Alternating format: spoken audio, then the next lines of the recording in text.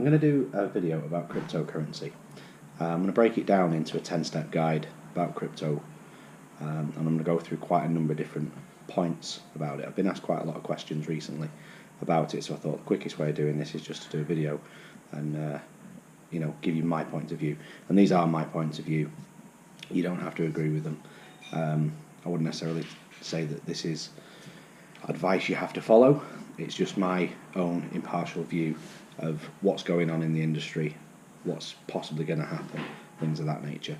So I'll start out by telling you a little bit about my story. I'm an entrepreneur. I've run businesses, different types of businesses, for 20 years now. In 2009, 2010, I decided it'd be a great idea to start an iPhone app development business. And getting into that digital space was an amazing time. It was really interesting. I was lucky enough to be part of some amazing projects.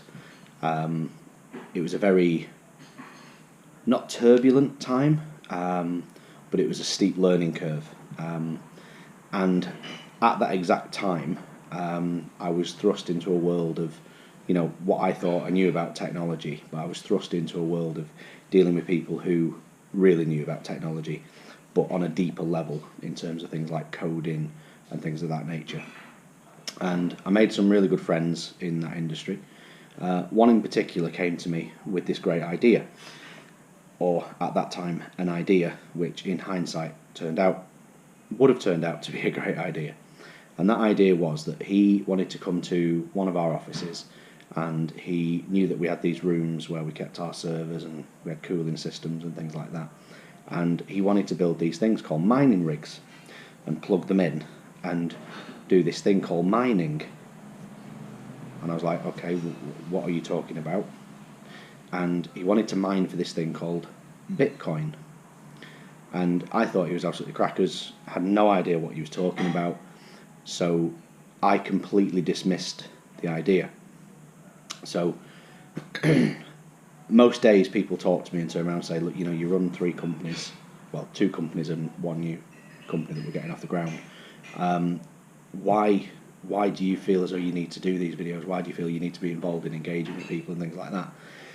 The whole reason is I'm open to opportunity is because I turned down a huge one in 2009 and 2010 because I was, I'm going to use a strong word, I was ignorant and didn't look at it properly and didn't assess the situation. So when people ask why are you open to opportunity, that is wholeheartedly the reason. So effectively in 2009, this thing called Bitcoin was invented. It was the world's first cryptocurrency, and it was started as a trial to see if somebody could build a digital currency. So that's effectively like your euros and your dollars and your pounds and things like that, but have a decentralized area that would process a transaction. So that's when it was started. So mining is effectively how you get computers to talk to computers and they build cryptocurrency. That's a real basic way of looking at it. But like I said, at the end of the day, when I want electricity, I do that and that comes on, and I don't really need to worry about the rest of it. So I'm not going to get into how electricity works in the same parallel as to how cryptocurrency works. You can do that research yourself.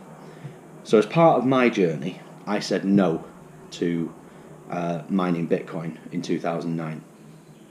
And you can check this out, but the first ever recorded transaction with Bitcoin was a person in the United States paid 10,000 Bitcoins for a pizza. Okay, that's the first ever recorded transaction. That's when Bitcoin was worth 0. Absolutely nothing. It took over a year for Bitcoin to become worth around about 10 cents on the dollar. To put that into perspective, let's reverse that situation. I'd have said yes to my friend and we'd have started mining Bitcoin. Let's just say we'd have mined the equivalent of 2 pizzas. and we'd have kept them. It's not giving me heartburn, don't worry. But if we'd have kept them, that value would have intrinsically, I can't even say the word, it would have risen to over $100 million in value. So when people say, why are you open to opportunity? That is the reason. That is why I enjoy being involved in the crypto space. I'm not a crypto hater. I think this is why I wanted to do this video, to give people a view as to, you know, what it's about, how you can become involved in it, why I think people should be involved in it. So, what is crypto? Okay, so step one, what is crypto? It is a form of digital currency where people can transfer from one person to another an amount of cryptocurrency. Okay, that can be done using what's called a digital wallet, and that digital wallet can be stored on your computer. It can be stored on a physical thing like a USB stick. You can buy safe ones, or it can be stored on a mobile device. That's effectively it. That's what it is. It's a digital form of currency. Can you buy things with it? Yes. The list of retailers that are accepting Bitcoin is growing and growing and growing and growing and growing and growing on a day-to-day basis. So why is it important to know about it? Because it's becoming so big at such a rapid rate that people need to be aware of it. To put it into perspective, let's go back to the early era of the internet. Do I need to know about the internet? No. Yes is the answer. Everybody needs to know about the internet. A study I read the other day said that more people have a mobile device with internet connectivity than running water in this world. Now, that's crackers on the basis that people should have running water, but you needed to know about the internet. You know, it took years and years for a lot of people to become aware of the internet. I was a very early adopter of it, back when it was complicated, when you had modems and you had to plug things in, and then you had to go to a service provider and dial up and get onto a web page and what have you. You know, whereas in this day and age, it affects our everyday life, from everything from maps to banking to... I don't even know why I'm talking about this, because obviously everybody knows what the internet is.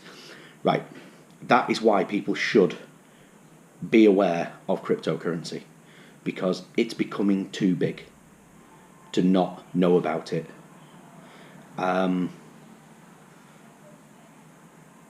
Just be aware of it. You know, whether you choose to do anything with it or not, it's totally your choice. I'm not here to enforce things, or I can't enforce anything anyway, but I'm here to just give a no hype version as to the ways that you can be involved in it. But please don't do what I did in 2009 and just go doesn't exist, blah blah blah. At least look at it, work out whether you want to be there or not. So why is it important to be involved and have some? Well, A, we've just covered why you need to know about it, because it's going to be huge. Full stop. It's a roller coaster that you can't put the brakes on. In certain countries, governments may control it, fair enough. But in certain countries, governments control a lot of things. Does it affect your everyday life? Not in the slightest. So I think everybody should be at least aware of it. Should you be involved and have some? Most definitely. I consider this period of time to be a little bit like the Wild West, when people were spreading across America and people were panning for gold. Okay? It's just going a bit more digital, and you can be a little bit more scientific about it, and you also don't have to kill people, which is a great thing. So, we've covered what it is in its most basic form. I've told you why I personally think it's important for you to have some. I've told you why I think you should be involved. So, how do you get some? There are many different ways of obtaining cryptocurrency. There are many different ways of being involved in it. Before we go into it in more detail as to how you get cryptocurrency, one thing we need to know is, where do you keep it when you've got some? Okay, so at the minute, you might have some currency left over from when you went to, I don't know, Spain or wherever you went on your foreign holiday, so you might have some physical cash. You may buy and sell and trade through something like PayPal, which is great. So that's sat in a digital physical form. You might have your wages and your savings in a bank, and you go onto your app and you can look at it and you can see it there. You might log onto your bank and you can see it. Basically, cryptocurrencies are exactly the same. You store it in what's called a digital wallet. There are many different types of digital wallets available. They all do the same thing, they all do the same function. When I say different, I mean there's different providers of these wallets. The one that I personally choose to use is Coinbase. The reason for that is I just find it the most straightforward to use. I feel that they've got everything box ticked. That's my personal view. You can obviously search whatever you want, but basically Coinbase.com is a great place to store your cryptocurrency. But there are other alternatives available, obviously. So now we've told you where you can keep it. How do you get hold of it? Okay. The most straightforward way of getting your hands on cryptocurrency is to link your digital wallet to your debit or your credit card, and you can buy some. Simple as that. You can just buy it. So if you choose to buy it, if you want to buy one whole Bitcoin, that will be somewhere in the region of, at this minute in time, around about £7,000, just below $10,000. So obviously we spoke about cryptocurrency in its very early stage, earlier at 2009, where it was worth diddly squat and had no relevance. And it's risen and risen and risen and risen and risen in value up to about $250, $240 about 2 years ago. Then, over the last 2 years, it's just completely shot up and spiked. It's also gone down. So let's also just talk about that for a minute. It's gone up, it's gone down. Is it leveling? Is it going to shoot back through the roof? Some people say it's going to shoot through the roof and reach high values. I don't know whether that is going to happen or not. You can listen to naysayers. You can listen to... I'm just doing a video. Okay, I'll be out in 2 minutes.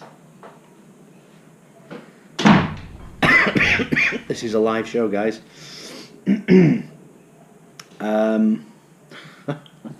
Right, so it goes up and down. Right, yeah, so it goes up and down.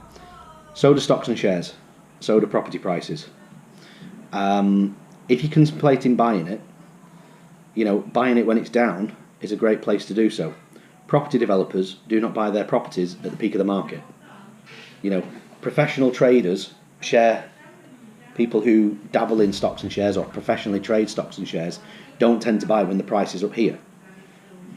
You can buy a proportion of cryptocurrency. You do not have to buy a whole coin. You could buy a percentage of a Bitcoin. Okay? If you sign up to a digital wallet, something like Coinbase, it's a straightforward transaction. You literally turn around and say, I want that much Bitcoin. It'll give you the price. You can buy it. It arrives in your digital wallet. You have got cryptocurrency. Brilliant. If you do so, my advice would be sit on it. That's my personal opinion. That's my personal advice. I would sit on it and see what happens. If you're doing it from an investment point of view, where you're looking to get a rate of return on it. If you want to simply start buying things with it, if you want to start checking out what websites you can use it on, what coffee shops you can buy things in, great. There are also ways that you can link a debit card style, not a credit card, but like a debit card to digital wallets. There's a variety of those available, and they're becoming more and more and more relevant. So the beauty is you could literally put some money into cryptocurrency and use a card to either draw cash on or use it for transactions. But we're going to cover that in more detail in another video.